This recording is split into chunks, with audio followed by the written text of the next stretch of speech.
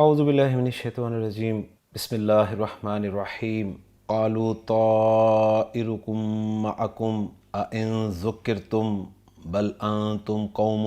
مسرفون صدق اللہ العظیم رب اشرح لی صدری ویسر لی امری واحلل عقدۃ من لسانی یفقہوا قولی ربی یسر ولا تعسر وتمم بالخیر آمین یا رب العالمین۔ سورہ یاسین کی آیت نمبر 19 میں نے آپ کے سامنے تلاوت کی ہے، اور آج کے لیکچر میں ہم انشاءاللہ تعالیٰ اس آیت کو گرامیٹیکلی انالائز کرنے کی کوشش کر رہے ہیں۔ آیت میں ہمیں وقف کی دو علامات نظر آ رہی ہیں، لہٰذا اس آیت کے ہم 3 حصے بنا دیں گے۔ پہلا حصہ ہوگا قالوا طائرکم معکم، دوسرا ہوگا ان ذکرتم، اور تیسرا ہوگا بل انتم قوم مسرفون۔ اب چلتے ہیں جی پہلے حصے کے الفاظ کی طرف۔ پہلے سے میں پہلا لفظ قالو فعل ماضی معروف جمع مذکر غائب کا صیغہ ہے، واو سیان کرد میں ضمیر مرفوع متصل بارز جمع مذکر غائب کی لگی ہوئی ہے۔ طائر پرندے کے لیے یہ لفظ استعمال ہوتا ہے ہماری اردو زبان میں بھی۔ خان صاحب نے طا، یا اور را حروف مادہ کے تحت اس کو ذکر کیا کہ طائر جو ہے اسم الفاعل ہے، لفظی معنی ہے اس کے اڑنے والا، اور بتا رہے ہیں کہ اس بنیادی مفہوم کے ساتھ یہ متعدد معنی میں استعمال ہوتا ہے۔ ایک معنی اس کے پرندہ کے ہیں، ایک معنی اس کے شامت اعمال کے ہیں، کیونکہ عمل کے بعد اس کے نتائج انسان کے ہاتھ سے نکل جاتے ہیں یعنی اڑ جاتے ہیں۔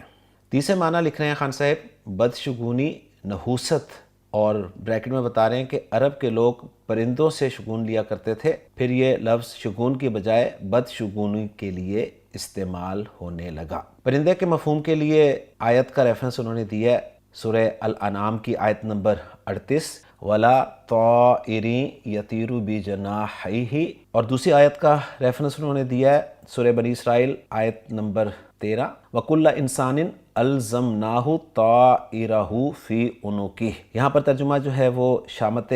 عمل کے طور پہ کیا گیا ہے، اور تیسرے معنی کے لیے انہوں نے سورہ یاسین کی اسی آیت کا ریفرنس دیا ہے کہ قالوا طائرکم معکم، انہوں نے کہا تمہاری نحوست تمہارے ساتھ ہے۔ تو طائر کا لفظ میں نے آپ کے سامنے تفصیل سے ذکر کر دیا جی، یہ واحد ہے، مذکر ہے، مرفوع ہے، اور مضاف الی المعرفہ ہونے کی وجہ سے معرفہ ہے۔ ساتھ جو کم ضمیر لگی ہوئی ہے، ضمیر مجرور متصل جمع مذکر حاضر کی ہے۔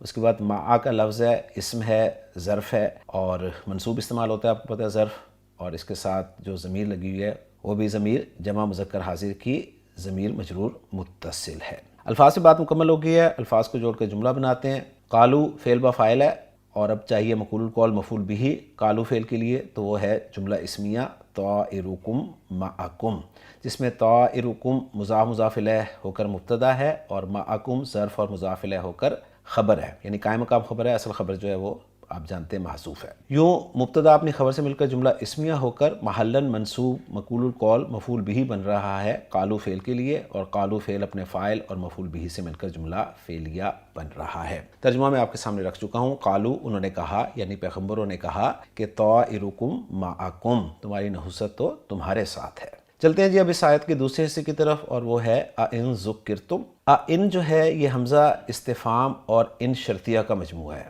تو قرآن مجید کا رسم الخط آپ دیکھ لیں، اسی طرح سے ان کو لکھا گیا ہے۔ حمزہ استفہام جو ہے یہ ہر جگہ سوال کے لیے نہیں آتا، تو اس کے بارے میں لکھا گیا ہے کہ یہاں یہ ڈانٹ کے لیے استعمال ہوا ہے۔ ان شرطیہ ہے، ذکرتم فعل ماضی مجہول جمع مذکر حاضر کا صیغہ ہے، ذال، کاف اور را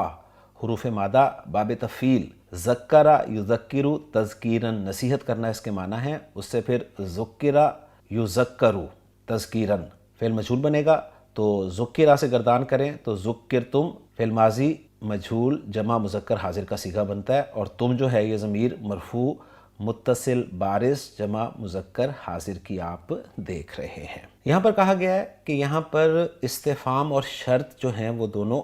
جمع ہوئے ہیں، اور پھر کہا جاتا ہے کہ جواب جو ہے امام سیبویہ کے نزدیک استفہام کے لیے ہوتا ہے، اور امام یونس وغیرہ کے نزدیک شرط کے لیے ہوتا ہے۔ یعنی امام سیبویہ بتا رہے ہیں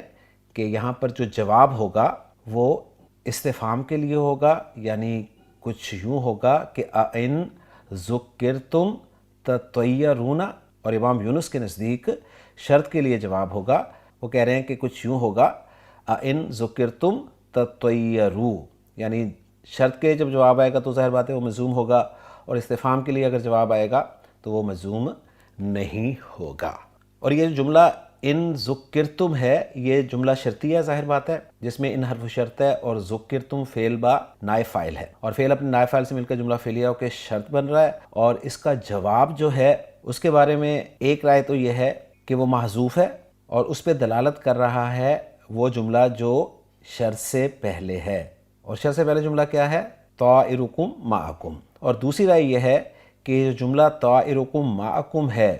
یہ اس کا جواب الشرط ہے جو کہ مقدم کر دیا گیا ہے، کیونکہ کوفیوں کے نزدیک جو ہے جواب الشرط کو شرط پر مقدم کیا جا سکتا ہے، اور ان کے نزدیک یہ جملہ کچھ یوں بن رہا ہے کہ ان ذکرتم فطائرکم معکم، اور جب جواب کو مقدم کر دیا جاتا ہے، یعنی جواب شرط کو شرط پر مقدم کر دیا جاتا ہے، تو فا کو اس سے حذف کر دیا جاتا ہے۔ تو یہ کچھ ڈیٹیل تھی اس چھوٹے سے جملے کے حوالے سے، وہ میں نے آپ کے سامنے تفصیل سے رکھ دی ہے۔ چلتے ہیں جی اب اس آیت کے تیسرے حصے کی طرف، اور وہ ہے بل انتم قوم مسرفون۔ بل جو ہے یہ حرف ہے، حرف اضراب ہے، اور حرف اضراب جو ہے یہ انتقال کے لیے بھی آتا ہے اور ابطال کے لیے بھی آتا ہے، تو یہاں یہ انتقال کے لیے، یعنی پچھلی بات کی نفی نہ کرنا اور اگلی بات کی طرف منتقل کر دینا کلام کو۔ انتم ضمیر مرفوع منفصل جمع مذکر حاضر کی ہے، قومن کا لفظ اس میں جمع ہے، کولیکٹیو ناؤن ہے، لفظاً واحد ہے لیکن معنی جمع کے دیتا ہے، مرفوع ہے، مذکر ہے اور نکرہ ہے، اور آخری لفظ اس آیت کا وہ ہے مسرفون، جو کہ مصرف کی جمع ہے،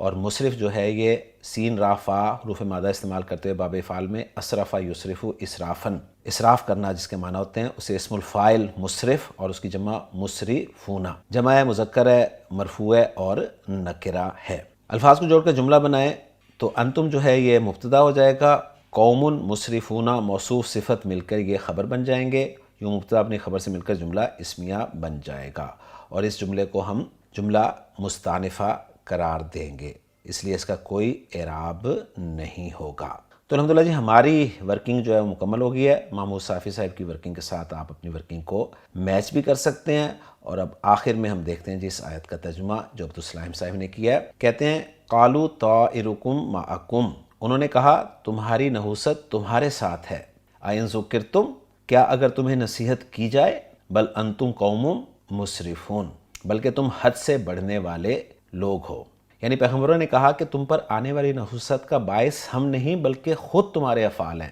کہ تم نے اللہ کے ساتھ شرک اور اس کی صریح نافرمانی اور سرکشی اختیار کر رکھی ہے۔ اگر تم پر قحط پڑا ہے یا وبا آئی ہے یا کوئی اور آفت تو اس کا باعث تم خود ہو، ہم نہیں، کیونکہ ہم تو اللہ کی توحید اور اس کی اطاعت ہی کی دعوت